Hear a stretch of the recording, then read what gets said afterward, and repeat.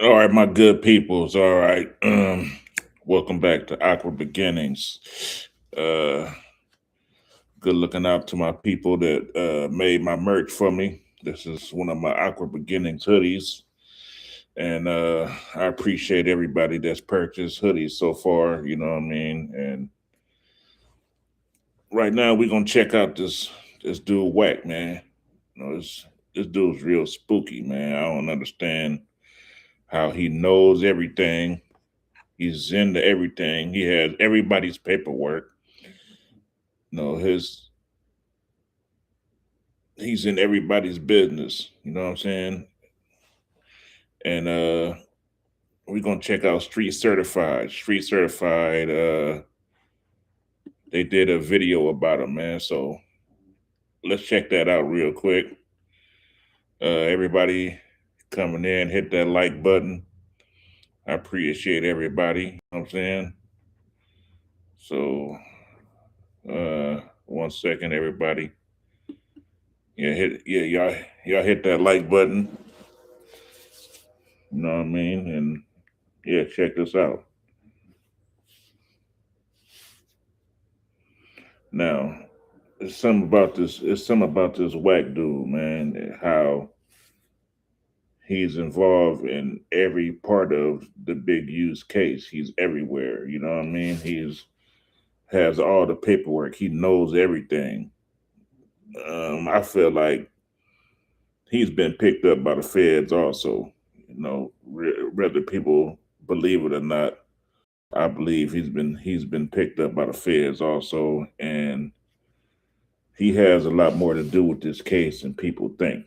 You know what I mean? So let's check out this video by Street Certified. Like I say, 1 second, hold on, y'all.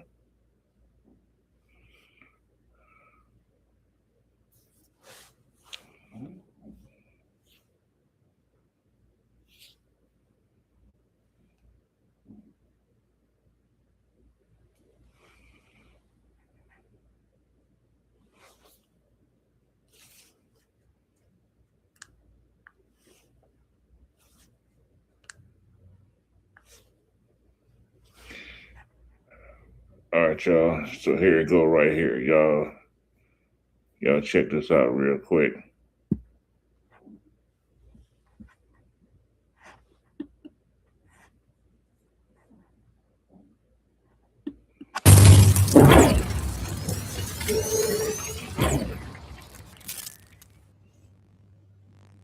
What's going on? I'm Larry Hoover Jr. and I'm rocking with Street Certified News. Oh, it is your boy Jesse, man. Shout out to Street Certified News. Your sport, hit him, Mr. Oh, yeah, y'all already know what it is, man. I'm rocking with Street Certified News. We got behind the scenes, man. We're going to tie this bitch up. What up, it's your boy Plum J. We rocking with Street Certified News. Man, Street Certified News, man. Shout out Big Bo. Shout out Walker. Certified, man. Yo. It's your boy Mixo Guapo, man. Street Certified News. And we back with another one. Man, first and foremost, man, want to shout you. I'm saying y'all always rocking with us, man. Y'all always keeping the channel lit. You know what I'm saying? This week's story, we wanted to really break down, everything that's been going on with this Big U case. As you see from the title, during our investigations, we uncovered a lot of material that's in the paperwork that we to share with you guys. Everything is alleged. Big U and a number of men out of Los Angeles, including the boy Brick Baby Zaire Mitchell, they're all under arrest and facing a myriad of charges from racketeering to extortion to murder. So, we always want to let the public know. I know a lot of these channels don't do this, but, you innocent until proven guilty, not the other way around. So we definitely, like we said, and looking at the story and looking at the case and looking at how they was trying to build a case against Big U as far back as 2019, a lot of this story really got started in 2021 with the death of Rayshawn Williams, a unique music artist, one of Big U's artists. And man, the FBI used a lot of different tactics to build information, and they never.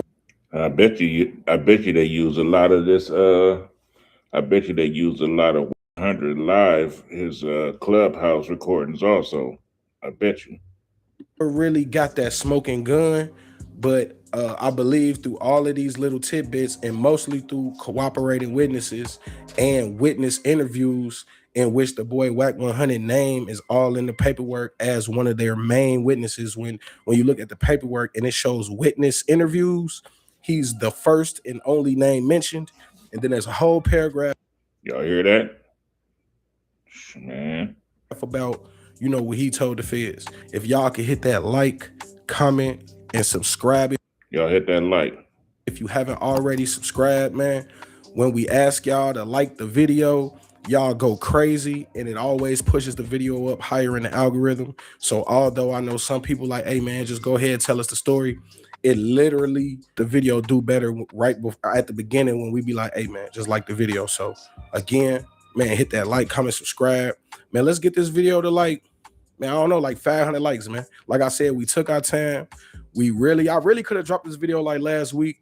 I was out of town. I had some other stuff I was doing. And I also just wanted to kind of surprise nobody else has kind of jumped out with this. Man, shout out to my boy Deuce M's, man, from Active Chucks. We sat down, shout out to Deuce M's. And Spider Loke and Mushy B and anybody that does anti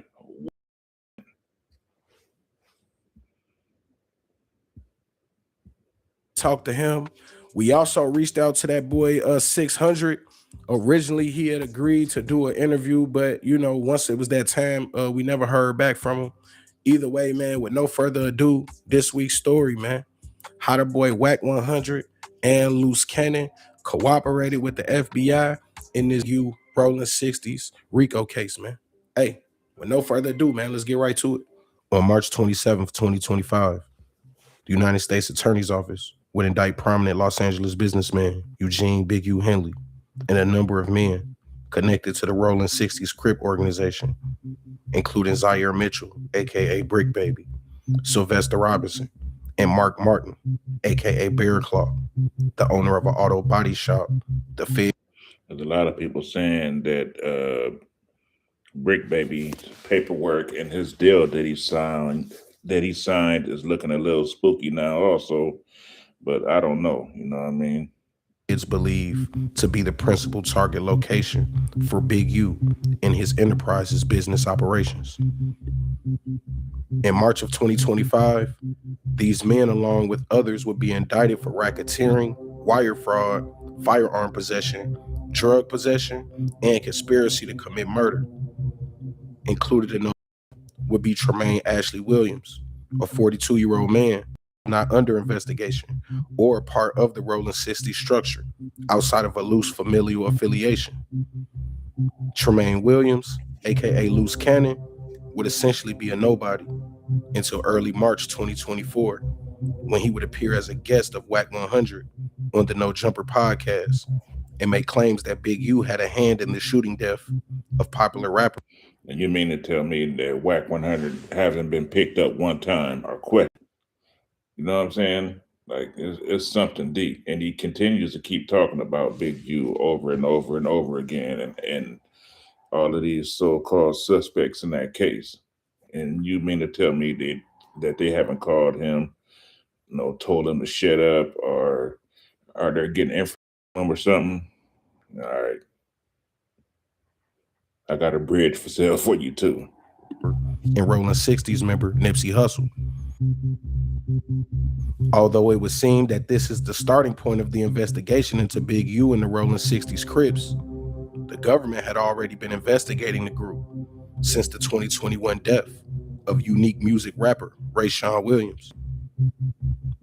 On the morning of January 25th, 2021, detectives with the North Las Vegas Police Department discovered the body of Rayshawn Williams lying in the desert near the Apex landfill in North Las Vegas, Nevada. Williams had been shot multiple times and his body had been dragged and left in a ditch not far from Interstate 15. And they've been talking about it before he even got picked up. How did they know so much information about this situation or this case before Big U was even picked up? I'll wait. Hours before the homicide, Williams had been seen at Jamal Rashid's studio, a studio closely associated with Big U Henley. According to a witness identified as Witness 1, Henley was one of the last people seen with Williams' homicide. Witness 1 would also state that Robinson drove Henley to Las Vegas from Los Angeles in a dark gray Lexus. Detectives obtained a court-ordered search warrant for AT&T records for 2 of Henley's telephones for the weeks leading up to the homicide. Based on the information from Witness 1 and analysis of Henley's phones, Henley and Robinson arrived in Las Vegas on January 23rd, 2021. And on January 24th at approximately 7:04 p.m., Henley would arrive at the studio. According to Witness 1, who was most likely the security guard from the studio that night, who had a family in law enforcement and was motivated to give information due to that fact, Henley would return to the studio around 2:30 to 3 a.m. alone in that same dark gray Lexus.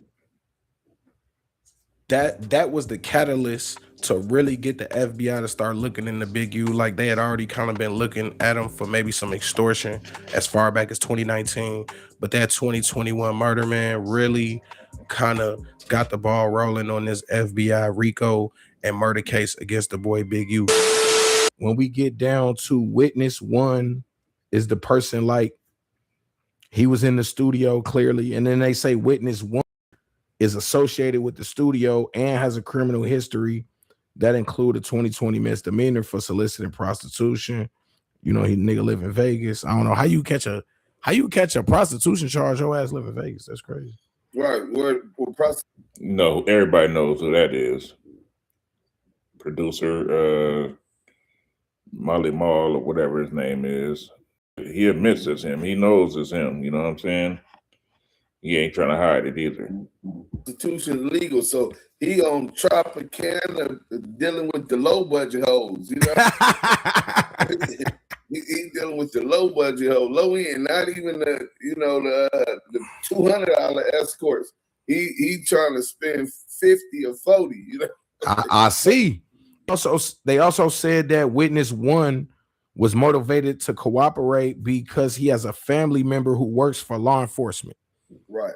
So, like you said, chances are that's probably like a security guard or somebody like that who has a close ties to law enforcement that was motivated to cooperate in that situation. But also remember this, bro. He's out in Vegas working security at the studio. Mind you, they said that he drew down on Big U and them when Big U and them put up to Marley Marl house. Marley Marl wasn't home, right? But they come there to Salute to Deuce Sims, man. He stays up on all of this stuff, man. He knows it all. He has the paperwork. He knows the front and back of this whole case. Salute to Deuce Sims, and and this whole little crew over there. To come use the studio, Marley Marl's not there. They or whatever. See, I ain't know that. So you saying all of this allegedly this wasn't just a random studio?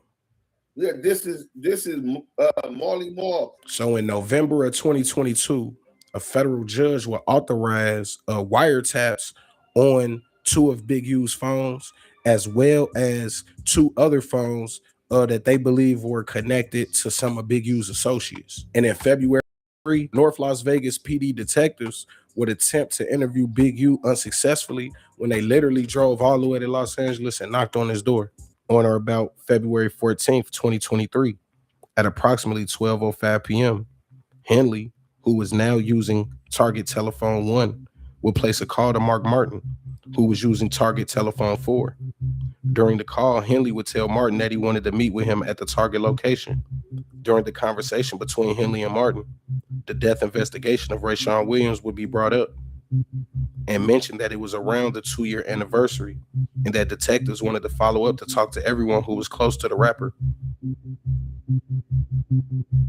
In July 2022, paperwork would claim in the witness interview section that the FBI Houston division would interview Cash Jones, also known as Wack 100.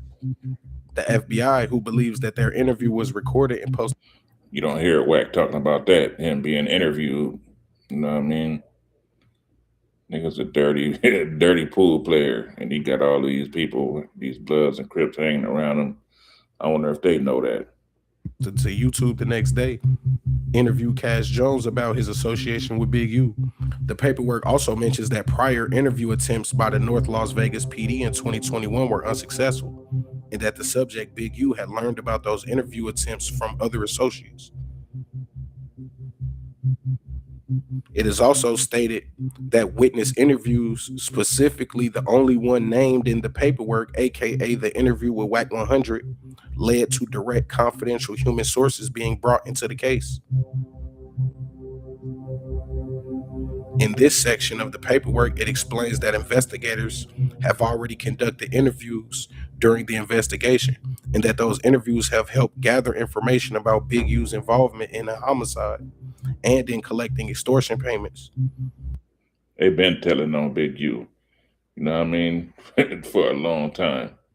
A lot of this stuff is sealed, but I'm pretty sure, man, that because they turned on Big U a long time ago, you know what I mean? But Big U should have been known to get rid of that phone too. You know, he's still using the same phone, you know, to contact his comrades and all of that stuff. He should have been got rid of that phone. So that's wrong on his behalf. He should have known that he was being followed or had a phone tapped. Some interviews also led to recruiting confidential sources used in the case. However, the document states that these confidential sources have taken the investigation as far as they can and have not been enough to meet prosecutorial goals. If you go back and read about CHS3, aka Luse Cannon, contents closely mirror this exact conclusion. So CHS3 did not have access, had limited access to the rolling 60s, and it looks like he was unable to be used for the investigation because he provided extensive assistance for another FBI investigation back in June of 2019. His assistance is widely suspected. Basically, because he talks too much. Suspected among multiple gangs in the Los Angeles area. He's able to testify about the information he has already provided. So it looks like CHS3 received monetary. It's not a coincidence that that Wack started messing with this dude, Luse Cannon, just out of the blue. You know, just out of the blue, they became best friends all of a sudden. Who knows? Maybe the feds hooked them up together. You know what I mean? It would seem that way in a perfect world. Compensation for his or her assistance with another FBI investigation. He also received monetary compensation for his or her assistance with the FBI's investigation into the rolling 60s. CHS3 has a criminal history that includes stalking, possession of a controlled substance, and domestic violence. He has also provided information. If you watch Luse Cannon's baby mama's channel, that ain't, matter of fact, that's not even his baby mama, it's his actual legal wife. She talks about some of those charges that Luse Cannon has, you know what I mean? The stalking, the possession, you know, the warrants in Riverside County. I'm gonna put two and two together. To the California Department of Corrections. He was a jailhouse snitch. Although the feds had been collecting information on potential extortion and racketeering since as early as 2019. Witness one would be the first cooperating witness, most likely the security guard in the Las Vegas studio from 2021. CHS1, a former drug dealer / pimp, would give information on the cannabis and extortions from Big U. CHS2, most likely a prostitute who worked for CHS1, was used to record phone calls after CHS1 became nervous about recording conversations himself. CHS3, most likely Luse Cannon, was arrested for stalking and domestic charges with ties to Riverside, California. The FBI claims after this initial information gathering from CHS3, he became unable to collect further information after the streets began to believe he was an informant which we believe led to his public statements against Big U with Wack 100 on No Jumper. And then we have Wack 100, who through his own admittance spoke with federal authorities about both J. Prince Sr. and Big U. Also, per the paperwork, his witness interview potentially led to the FBI using CHS-3, aka Luse Cannon, who had already been working for the feds on a separate case dating back to 2019. When looking at all this information and the public statements made by both Wack 100 and Luse Cannon, the truth begins to become clearer. In an attempt to collect more information on crimes allegedly committed by Big U in the rolling 60s, the FBI utilized all measures. They would first interview Rayshawn Williams' family, then authorize 4 phone intercepts. When that wasn't enough, they would solicit cooperation from gang members against the enterprise. Finally, when that wasn't enough, they would use people like Luse Cannon to make outrageous claims that have never been proven or even alleged to get the targets to talk on previously tapped devices. Even though all of this was done to collect evidence to indict Henley, Robinson, Martin, Mitchell, and others. Strangely, it would not be until that final indictment that Williams, aka Luse Cannon, would ever be mentioned in the paperwork. During the course of the investigation, he was never mentioned as a target or a subject, not even once. Still, he would be for sure. Don't be surprised if he gets out pretty soon. There's his face right there. I ain't saying names or nothing, but y'all see who that is. Arrested with the group of men he very likely informed upon. You know what I'm saying? We'll let y'all, you know what I'm saying, digest the story, man. Like we said, man, shout out to my boy Dude Sims. He really helped me go over CHS-1 and CHS-2 because, you know, we didn't want to just jump out there and be boy Luse Cannon telling. We really wanted to take our time with it. So when you look at CHS-1, who ended up being the pimp drug dealer dude who was running the cannabis shops, and, you know, he was caught for pandering. And then CHS-2 was basically one of his females, because I believe that person was caught for like lewd behavior or something like that. And they did say that CHS-2 would record things after CHS-1 no longer felt comfortable recording. So we kind of know who those 2 people was. We went over who witness 1 was, who, like we said, was most likely the security guard. Who's always recording phone calls. Let y'all think about that for a minute. At the studio, or the engineer, but most likely the security guard, and he had family and law enforcement, so, you know, he felt the need to tell all the information that he knew, you know, I guess trying to be the police or something. We really wanted to identify all of the cooperating human witnesses. That's what CHS mean, cooperating human witness. We wanted to lay out like every single one of them so that we could identify who CHS-3 was.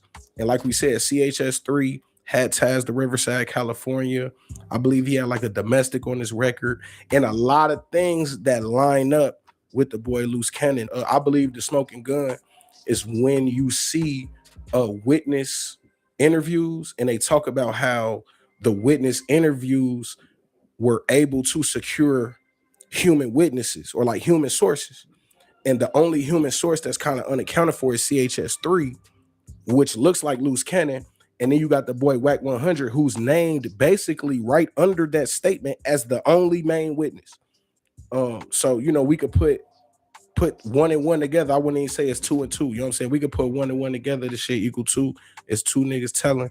And, you know, we've been telling y'all about the boy Wack 100, man. It makes me wonder, man, if Adam knows what's going on. You know what I'm saying? If he, you know, he can't be that stupid. You know, a lot of this stuff has been put together on his channel. You know what I mean? And they've gathered a lot of interviews right there on his channel. You know what I mean? And Wack has put some of these interviews together. It's crazy. And now we just gonna come out there and let y'all know about this boy Luse Cannon. You see what I'm saying? Hey, it's your boy Himrexel Guapo, man. Street Certified News, man. The most reputable source for urban media. Y'all go check out Street Certified News. He got a lot of good content on this channel. You know, go check him. Go check him out. Go hit his channel.